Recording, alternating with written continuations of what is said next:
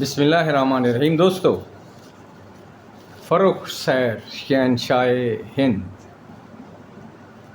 یہ جو تقسیم کے قائل ہیں وہ ہمیشہ یہ کہتے ہیں کہ ہندوستان کبھی ایک ملک نہیں رہا، حالانکہ ہندوستان کئی دفعہ افغانستان سے لے کے راس کماری اور سری لنکا تک ایک مملکت رہی ہے، جبکہ کمیونیکیشن بھی کمزور تھے، وسائل بھی کمزور تھے۔ ہندوستان ایک ایسی دھرتی ہے، ایک ایسا مقام ہے جہاں پہ تعصبات کرش کیے گئے، محبتوں، خلوص، اور سب سے بڑی بات، ہندوستان نے ہمیشہ اپنے بازو وا کیے، چاہے ہندوازم آیا، چاہے اسلام آیا، بدھزم آیا، جتنے مذاہب آئے سب کو ویلکم کیا، سب کا استقبال کیا۔ لیکن جو لوگ غلط تھے سو غلط تھے، ہم ان کی کبھی تعریف نہیں کر سکتے۔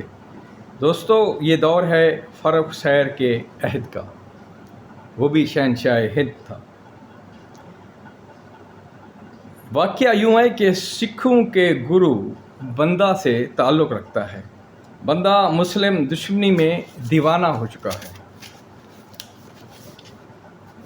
کیونکہ گرو گوبند کی موت کے انتقام کا جذبہ اس کے دل میں آگ کی طرح سلگ رہا تھا۔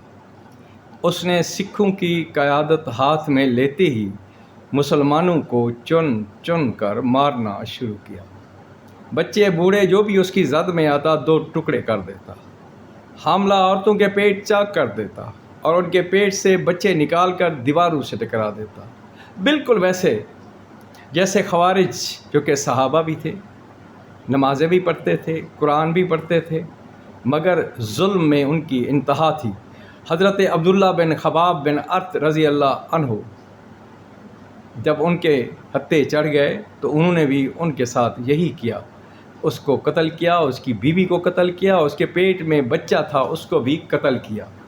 اور تقوی کا یہ عالم تھا کہ ان کو بھوک لگی، ساتھ کھجور کا درخت تھا، جب کھجور کا درخت ہلایا گیا اس میں سے کچھ کھجوریں گری، جب کچھ لوگوں نے کھانے کی کوشش کی تو فوراً انہوں نے ہاتھ رکوا دیے۔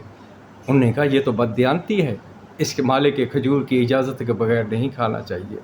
یہ مذہب کی انتہائی گمراہ کن حالت ہوتی ہے۔ تو دوستو، یہ شخص بھی اس طرح گمراہ ہو گیا۔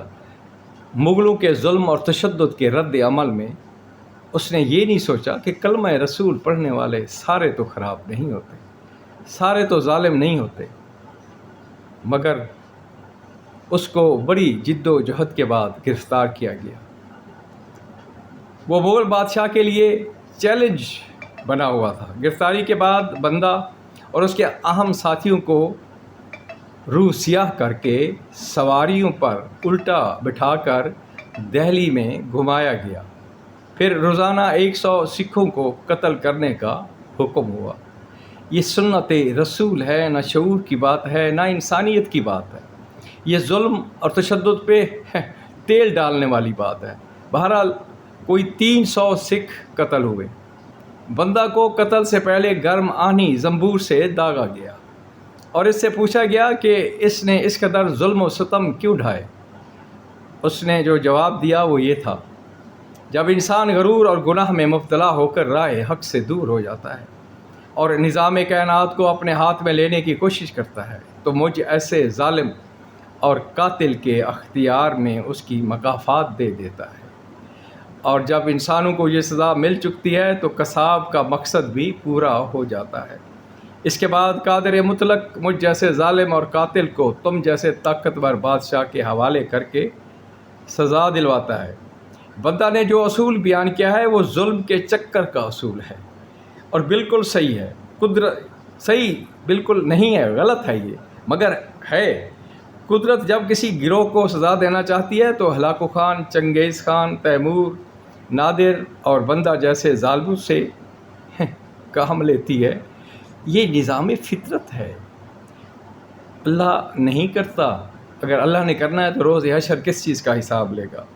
اور پھر خود ان ظالموں کو حد سے نکل جانے کی سزا تو ملتی ہے، ختم ہو جاتے ہیں۔ یہی آپ دیکھ رہے ہیں، آپ کے آج کے ظالم اور متکبر لوگ جو بے گناہ لوگوں کو جیلوں میں ڈالتے ہیں، بے گناہ کیس بناتے ہیں، دھوکہ دیتے ہیں، رشوت لیتے ہیں، عدل کی دھجیاں بکھیرتے ہیں اور 35 لاکھ پر منتھ اپنے اوپر خرچ کرتے ہیں انہی عوام کے پیسوں سے، کیا یہ ظلم نہیں ہے؟ کیا یہ زیادتی نہیں ہے؟ کیا یہ ایسے کھاتے رہیں گے؟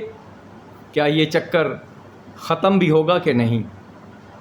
شاہد بخاری۔